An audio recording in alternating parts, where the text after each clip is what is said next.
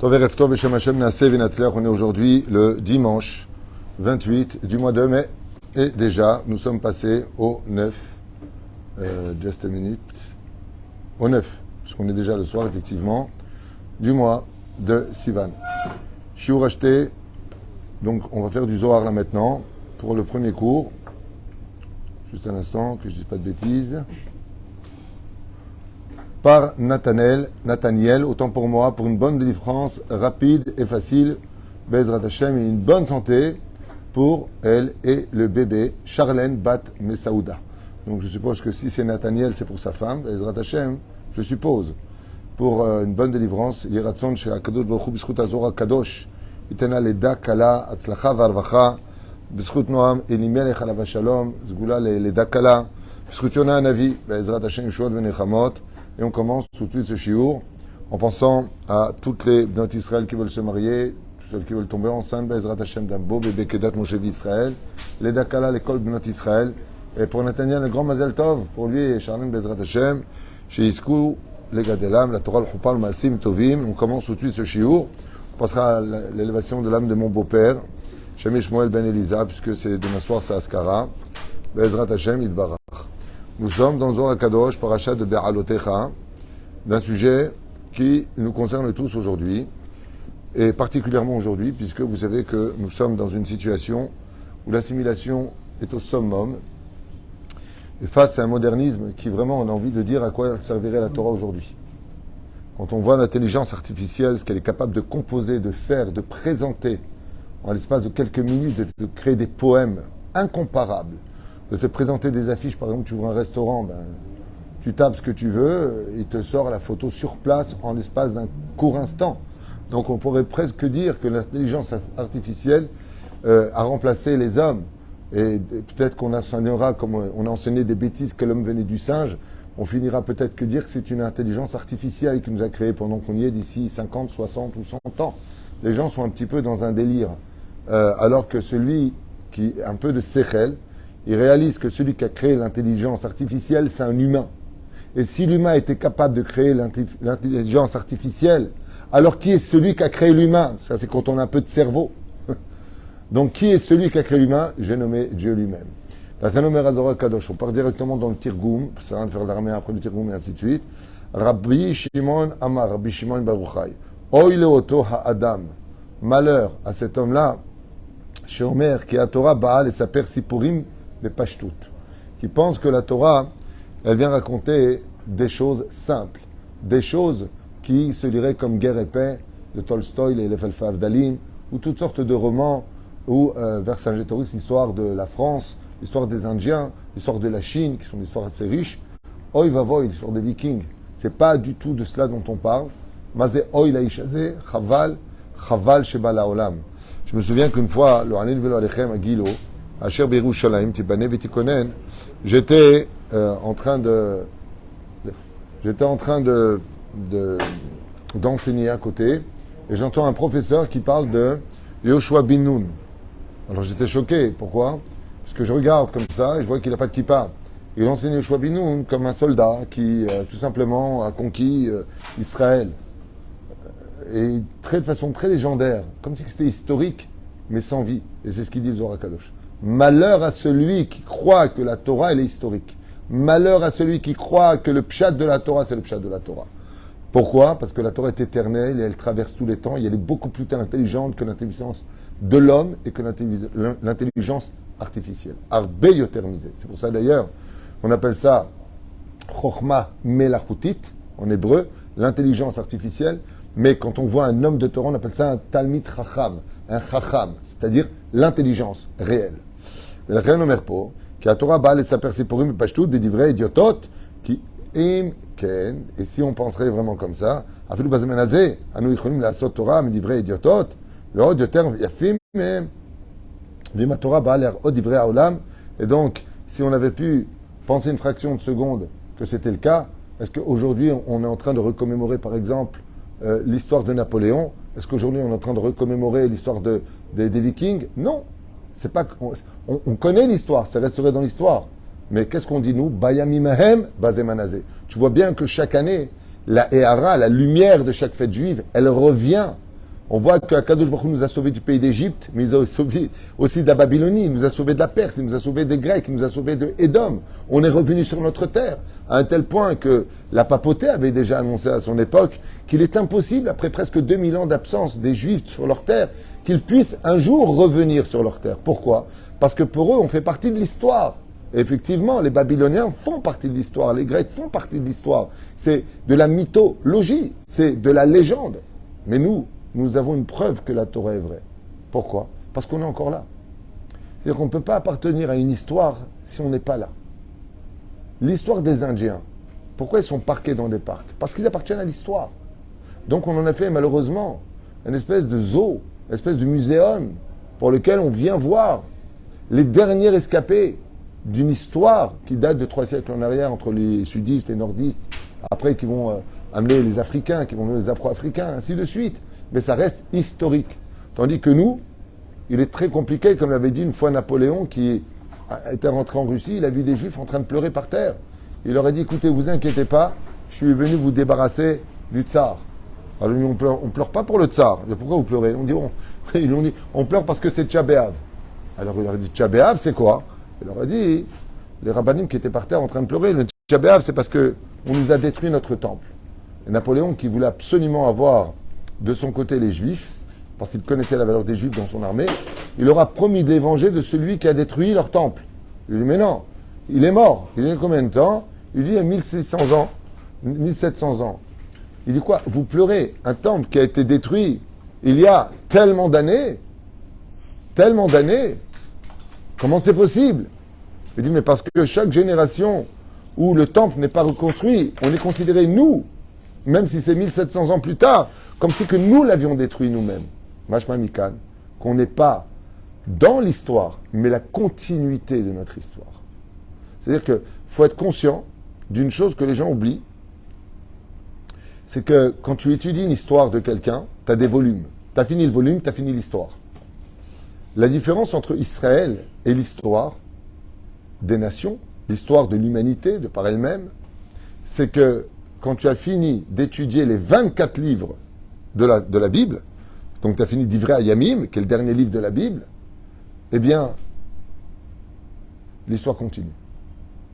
Les Juifs qui sont sortis d'Espagne, du Portugal, du Maroc, il y a 1000 ans en arrière, et ainsi de suite. Il y a constamment, et aujourd'hui nous sommes l'histoire. Nous sommes l'histoire de la Géoula. Et tout le monde le sait. C'est ça qu'elle, à part quelques individus à travers les nations du monde, mais de façon historique, pourquoi est-ce que les évangélistes poussent à l'Aliyah? Par le biais d'Israël. Pourquoi est-ce que dans la charte, ils nous critiquent de ne plus pratiquer soi-disant la Torah, les mitzvot?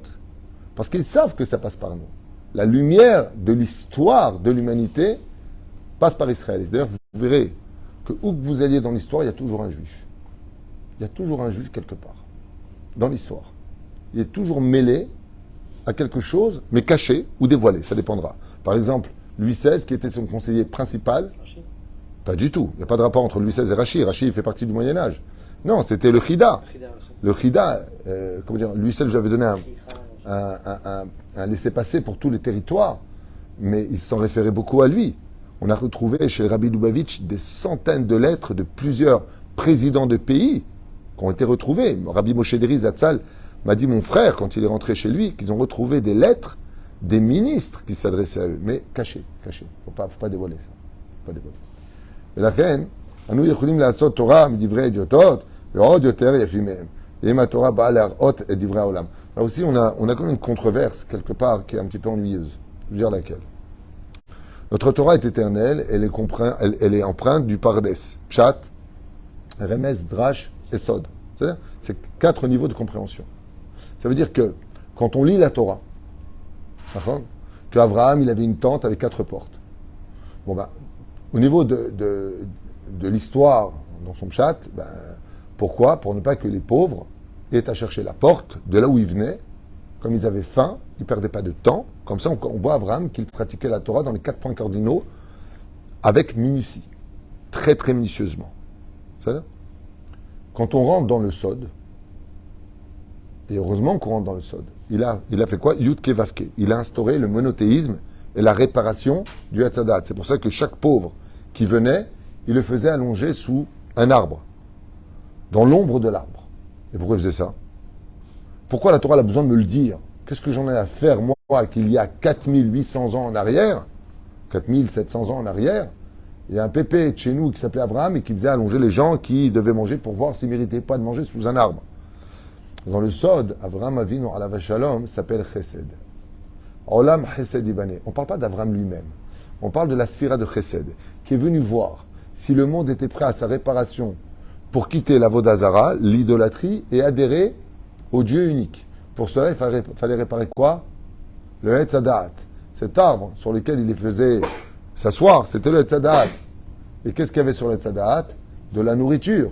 Donc il fallait qu'il mange de la nourriture pour renouveler cette dimension qui nourrit le monde, tout comme nous avons besoin d'air pour vivre, de la même façon, Kol ha-neshamat Alléluia, Alléluia, de la même façon, notre corps, lui, il a besoin de nourriture. Ouais. Donc, pour réaviver la neshama, la neshima, en hébreu, c'est-à-dire la respiration de l'homme avant la faute, il fallait réparer la nourriture. C'est pour ça que les Juifs, contre toute attente, sont nés pour manger. Quand on dit qu'on n'est pas venu pour manger, profiter de ce monde, c'est pas notre truc. C'est dans le sens péjoratif, c'est dans le sens sans Dieu. Mais être juif sans manger, c'est pas possible. Il n'y a pas une fête où on mange pas. Il n'y a pas. Il n'y a pas. On vient de faire un marathon de Yom Tov et Shabbat. On a pris, je sais pas, les chemises, je les ai vus pendant la prière. Chaque bouton disait à l'autre, j'en peux plus, je tiens plus. C'est très compliqué. T'as une brit mila, c'est Oudat Mitzvah. Pidyon Aben, c'est Oudat Mitzvah. Une bar mitzvah, c'est Oudat Mitzvah. Tu fais un mariage, c'est Oudat Mitzvah. Shabbat, pareil. Un jour, quelqu'un il me dit Kippour. Tu fais 5 repas avant parce que tu vas pas manger Kippour. Tu les manges avant Kippour parce que tu vas pas les manger à Kippour. Il faut réparer le jour où tu manges pas. Pour vous dire à quel point la nourriture en fait partie. Avraham Avinu est venu réparer le Chesed. Achol tochal mikol et tzassadeh. Tu mangeras de tous les arbres du jardin d'Éden, mais celui-là, tu ne le manges pas. Donc pourquoi l'homme a été créé? Dans le pshat de la Torah. Ben pour manger. Achol tochal. Mange, tu mangeras. Les Ovda ou le Shomra. Ce sont 3 commandements qu'on a sur Adam Arishon. De manger, de le garder, d'accord, et de le travailler. Donc c'est exactement ce que fait Avraham Avinu. Il déconnecte les gens de l'idolâtrie, d'écouter le serpent et Dieu. C'est Dieu et c'est tout, pas de serpent, qui vient rôle. Et ensuite, qu'est-ce qu'il fait? Eh bien, il fait manger. Donc, quand on reparle de la tente d'Avraham Avinu, on va quitter le code domaine du Pshat pour entrer dans le Sod. Et qu'est-ce qu'a fait Avraham? Il a échelle Avraham, c'est échelle, Aleph, Shin, Taf. D'accord? Et faire donc Lamed, autant pour moi. Échelle, Aleph, Shin, Lamed. Achila, Shtia, Lena. Réparer les 3 choses. Tu donnes à manger, à boire, Lena, dormir. C'est pour ça qu'on a le tikkun de Shavuot. Dormir. Ken? Ou alors, Levaya. Raccompagner l'autre. 4 pas. Qui est une importance mamache qui peut sauver la vie d'un homme. En raccompagnant son invité 4 pas au minimum, si un décret qui devait mourir sur la route, tu peux l'annuler par ce biais-là. Pourquoi? Parce que les 4 pas que tu fais, c'est Yudke Vavke. Tu réveilles Dieu à le surveiller. Pour vous dire à quel point.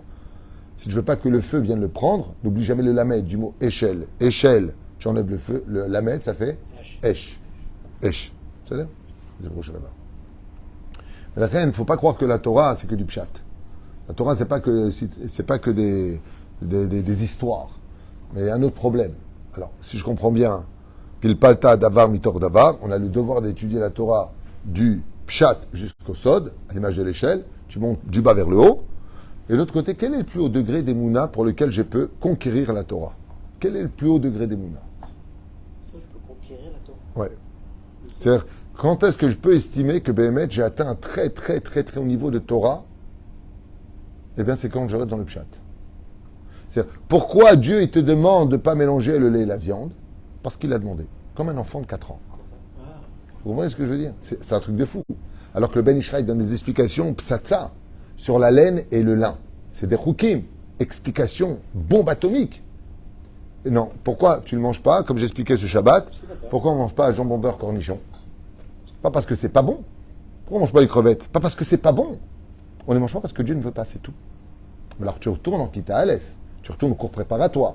C'est fou comment le cercle David, vous savez pourquoi c'est fait comme ça? Ok. Parce que si tu t'es arrêté dans le fait de dire « moi je suis dans le Sod », c'est que tu as défini la Torah. Oui, c'est pour ça qu'on fait toujours Parishit. Mais absolument, c'est pour ça qu'on recommence. Renouveau. Je donne un exemple de la véracité de la Torah. Un exemple, ok? Imagine un doyen, un grand professeur, un très grand professeur, et tu lui donnes un livre de Aleph Bet. Tu lui donnes un livre du CP à lire et à étudier. Qu'est-ce qu'il en fait? À mon avis, il en fait ou des avions, ou alors il le jette à la poubelle, ou je sais pas, il se mouche avec, je sais pas ce qu'il fait. Imagine maintenant que tu vas avoir un enfant de 5 ans et que tu lui donnes des livres d'un mathématicien qui est ce qu'on appelle un génie des mathématiques. Qu'est-ce que fait l'enfant avec? La même chose. Ou des avions en papier, ou les met à la poubelle. Et c'est pareil dans toutes les sciences. C'est pour ça que chaque classe correspond à un niveau. Mais par contre, ce qui est très curieux, c'est que Baba Salé, on a une photo de lui avec un livre dans les mains, et son petit-fils de 5 ans, il avait le même dans les mains. Et les dieux, ils étudiaient ensemble. Là, il y a un truc qui ne va pas. Pourquoi? Parce qu'en réalité, la Torah, face à l'âge d'une personne comme elle est éternelle, il n'y a pas d'âge. Qu'est-ce que ça change pour la Torah que tu aies 90 ans ou que tu aies 5 ans? Qu'est-ce que ça change? Mais c'est pas normal. Tu ne peux pas étudier la même matière alors que tu en as un qui est doyen de l'étude de la Torah comme Baba Salé, ou le Rabbi Lubavitch, ou le Rav Ovadia, et il a son petit-fils, et ils étudient ensemble les halachot, et ils étudient ensemble les mêmes mots. Comment se fait-il qu'une personne qui a toute sa vie étudié la Torah, tu le revois revenir sur... Mais on a envie de lui dire, mais attends, tu comprends pas ce que tu lis, t'es bête, tu reviens. Et il te dit, mais même si je reviens 1000 fois, 100 000 fois sur l'étude, je n'aurais même pas commencé à l'étudier. Pourquoi? Vous n'êtes pas étonné, tous les ans, on refait la même paracha. Là, on fait Be'alotecha. Je peux vous dire du début à la fin tout ce qu'il y a dans cette paracha. Et pourtant, j'ai commencé à remettre mes yeux dans mes livres, sur la paracha de la semaine. J'ai l'impression de jamais l'avoir étudié, que des chidushim. Mais comment je ne l'ai pas vu l'an dernier? Une fois, j'étais avec mon ami Stéphane Fitoussi. Et il me voit prendre un livre. Et il me dit, encore? Encore ce livre? Je lui dis, encore et encore. Ben quoi, tu ne le connais pas encore par cœur? Je lui dis, si, je le connais par cœur. Mais il y a un truc qui se passe. Chaque fois que je reviens sur ce livre, toujours un chidouche. Toujours quelque chose que je n'ai pas vu. Pas parce que je suis bête, je ne pense pas être plus bête qu'une autre personne, je ne suis pas très intelligent. Mais quand je lis en général, je lis en Larson, je lis très vite et je retiens parfaitement ce que je dis. Enfin, avant jusqu'au Covid, mais avant, ma mâche, je peux te dire la page, j'avais un don de Dieu pour ça. Je ne suis pas idiot, mais il faut revenir sur l'étude. Et pourquoi? Parce que tu peux revenir 1 milliard de fois sur cette étude. 1 milliard de fois sur cette étude. Zelo Yazor. La Torah est éternelle. La Torah écrite et la Torah orale sont empreintes d'un tampon divin qui a créé le temps. Et c'est pour cela que la Torah elle-même nous a donné les clés du temps. Paracha de Beshalach. Beau, Dieu nous dit Rosh Chodesh Lachem, d'accord? On sort d'Égypte. Ça veut dire qu'on est sorti d'Égypte. On est sorti des frontières du temps. Le temps nous a été remis dans les mains. C'est nous qui fixons quand est-ce que va tomber les fêtes juives. C'est le témoignage. Okay? Comment on fait pour quand on dit Shilim Panim la Torah? Il y a une bala dans ça. Il y a Shilim Panim la Torah, c'est-à-dire que si maintenant je lis Vayomer, vous allez comprendre Vayomer comme vous comprenez vous, mais quand il va comprendre Vayomer, nous ne façon bien que Shilim Panim la Torah. Donc à la fin de l'histoire, il y a Shilim Panim la Torah. C'est infini, mais il y a Shilim Panim la Torah. Je ne peux pas avoir Shilim Vechad, je ne peux pas avoir Shilim Vechad, Shilim Panim la Torah. Donc c'est Moukbal dans un. Il y a un truc où c'est Moukbal. Non, quand on dit Shivim Panim la Torah, hein, c'est les 70 facettes qui sont empreintes de l'infini des sphirotes qui se trouvent à l'intérieur. Il y a 70 façons de comprendre l'infini. Bidjouk. Il y a 70 façons de comprendre l'infini, mais dans les 70 façons, tu te perds. Ouais. Tu comprends ce que je veux dire? C'est pour ça que, qui a raison entre Hillel et Shammai? Les deux. Les deux. Entre Rabbi Ishmael et Rabbi Akiva? Les deux. C'est à l'infini. Qu'est-ce qu'il y a dans les sphirotes? Les 10 sphirotes. Et à l'intérieur des 10 sphirotes, il y a encore des sphirotes. Et Ad Belidai. C'est ça? כן, אפילו שליטי העולם יש ביניהם דברים מעולים יותר. אם כן נלך אחריהם ונעשה מהם תורה כאופן העם. אלא שכל דברי התורה הם דברים עליונים. C'est pour cela que la Torah vient des mondes supérieurs, d'une pensée infinie, Comme par exemple, on a vu dans le paracha de Shmini, vous regardez la Gemara, c'est incroyable. Comment est-ce que la Torah elle peut nous annoncer à l'avance qu'il n'y a que 4 espèces d'animaux qui ne possèdent qu'un des signes de cache-route? C'est impossible.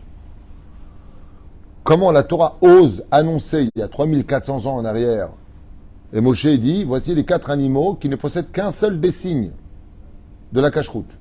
Ou ruminant, ou sabot fendu. V et l'Ouen, le porc, effectivement le porc a le sabot fendu mais n'est pas ruminant. Nous avons le gamal, qui est un ruminant, donc le chameau, qui est un ruminant mais qui n'a pas de sabot, il a des doigts. Nous avons le chafan, le lièvre, et la gerboise. Ok? C'est comme ça que c'est marqué. Alors, le lièvre, dans le livre Shulchan HaMelech, il rapporte là-bas qu'en Australie, quand ils ont voulu vérifier le lièvre, ils se sont rendus compte, mais c'est un rongeur qui se raconte celui-là. Un lièvre, c'est un rongeur, c'est pas un ruminant. Gerboise, ok, ça se tient sur 4 pattes, c'est un mammifère. On peut imaginer que, et ça a été vérifié, oui. Mais au rayon ultraviolet, après une enquête qui a été faite par des non-juifs en laboratoire, ils ont une très grande surprise de découvrir qu'effectivement, le lièvre est un rongeur ruminant. Et ça, c'est un chidouche. Et les non-juifs ont dit, il est incroyable, comment est-ce que Moïse au Har Sinaï aurait pu connaître une chose que seuls les rayons ultraviolets pouvaient dévoiler. La Torah, c'est ce qu'elle dit. La Torah, elle te dit encore autre chose. Encore autre chose. Tu ne peux consommer en tant que juif que d'un poisson qui a des écailles et des nageoires. Ouais. Mais sache une chose. Tout poisson à écailles a automatiquement des nageoires.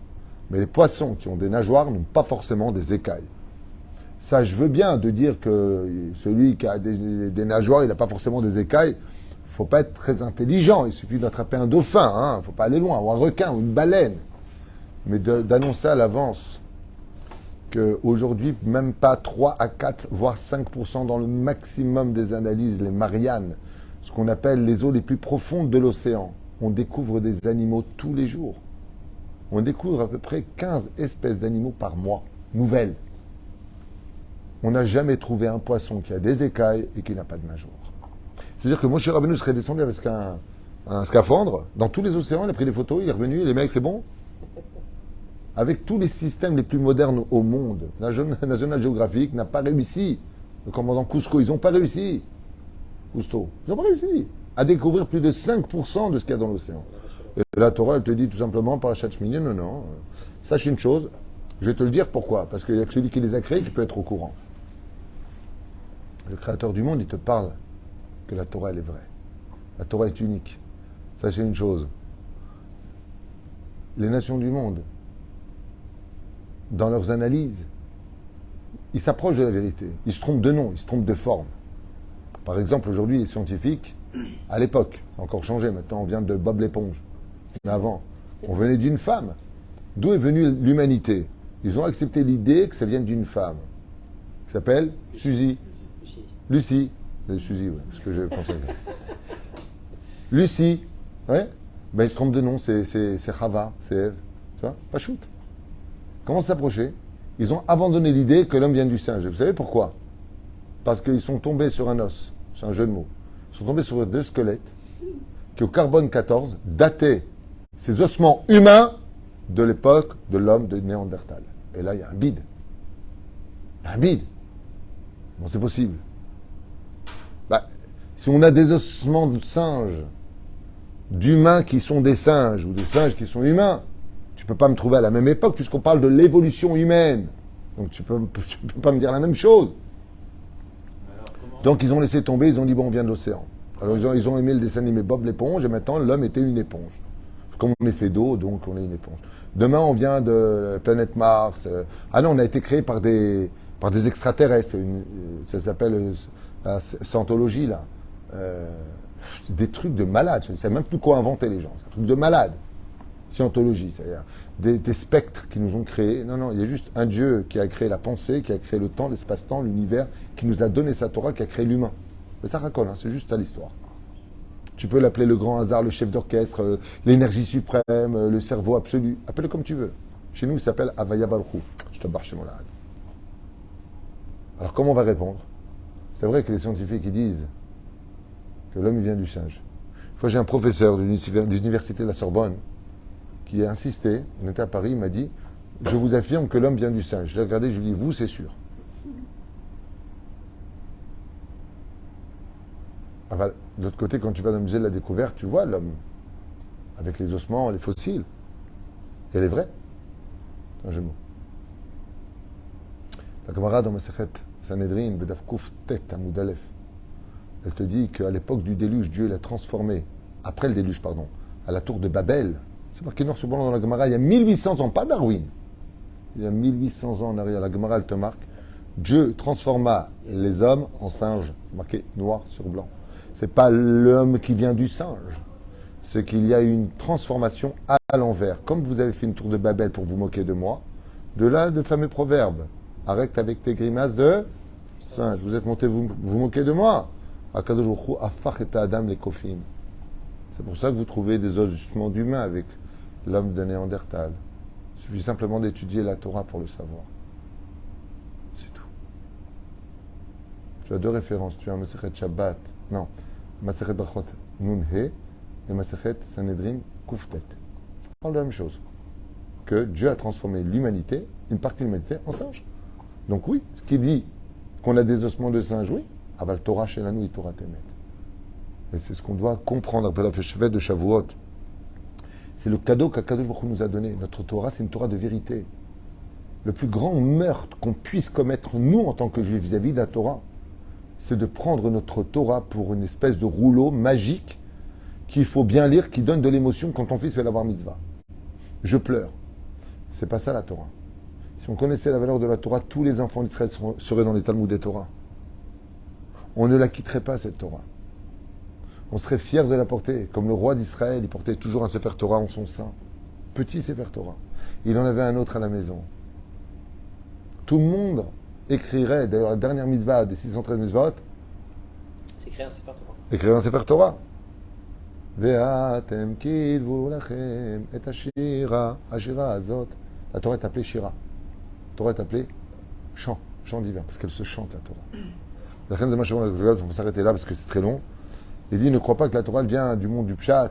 Ne crois pas que, même si son plus haut degré c'est cela, Ba bamash ba'olam alyonim, ba'olam ha'ilyon, ba'olam ha'tarton, b'mishkal echad nishkelu, Israël lemata malachim ha'ilyonim, lemala malachim ha'ilyonim. Et nous, le peuple d'Israël, Dieu nous a choisis parmi tous les spectres qu'il a créés, les anges, les olamot elyonim et tartonim. Car le monde dans lequel nous sommes, il ressemble à un batzal, un oignon. Il y a des couches, ouais. Il y a des mondes en haut et il y a des mondes en bas. Sachez que la Terre, elle possède 7 mondes différents dans lesquels il y a des créatures. Ce qu'on appelle d'ailleurs au niveau de l'ignorance humaine, ce qu'on appelle les martiens. Ce ne sont pas des martiens, ce sont des spectres, dit le Zohar, qui montent dans les airs, ils peuvent même aller dans l'espace si tu veux, mais en réalité, ils viennent d'en bas. Il n'y a rien là-haut, ils viennent d'en bas. Comme ça, dit Zohar à Kadosh. C'est là. Qui vivra verra. Ah, ya Rabbi al-Hatta. Ve'im lo ayub mitlabshim et donc, les plans de la création du monde viennent tous de la Torah, signé Rabbi Shimon Bar Yochai. Kama Habiva Torah alenu, combien cette Torah elle est belle, combien cette Torah est profonde. Il faut savoir une chose qui n'est pas marquée ici, enfin dans ce passage-là, mais quand on partira de ce monde à 120 ans, on va rencontrer l'ange de la Torah. Vous savez comment s'appelle cet ange? Yahvé. Le nom de l'ange qui dirige la Torah s'appelle Yahvé. C'est pour ça d'ailleurs qu'on a l'habitude, nous les Juifs, quand on entend un très très beau chidouche, une belle parole de Torah, on dit ah, Yahvé. En réalité, ça veut dire c'est beau. C'est qu'on parle de l'ange sans s'en rendre compte de façon naturelle. Yahvé. Normalement, on devrait dire émet, mais anienne, intéressant. On dit Yahvé. Pourquoi Yahvé? Parce que Yahvé, c'est le nom de l'ange qui est ministre de la Torah. Et pourquoi on l'appelle Yahvé? Parce que si tu réfutes une seule lettre de la Torah, du Talmud, de la Halacha, que tu crois que ça, c'est les hommes qui l'ont écrit, non seulement tu n'as pas ton monde futur, mais tu as rendu la Torah moche. Ce qui fait que, comme ça c'est marqué dans le livre, Kavayachar, je la référence. Là-bas, il est marqué qu'une personne qui a osé dire, comme dit Zohar Kadosh, qu'est-ce qu'on a lu? Malheur à celui qui dit que la Torah c'est des sipurim, c'est stam des choses, que les hommes ils l'ont écrit. La Gemara de Masechet Sanhedrin 90 Amoud Aleph, elle dit celui qui dit ça, il n'a pas de monde futur. Le problème qu'il y a, je vais te dire, la bêtise humaine. Qui pourrait se permettre de dire dans l'absolu? Dans l'absolu. Qui pourrait se permettre de dire dans l'absolu? La Torah, c'est des bêtises. Chas v'shalom. Qui pourrait se permettre de le dire? Si je pose la question, c'est pas pour rien. Il ne peut pas l'accepter.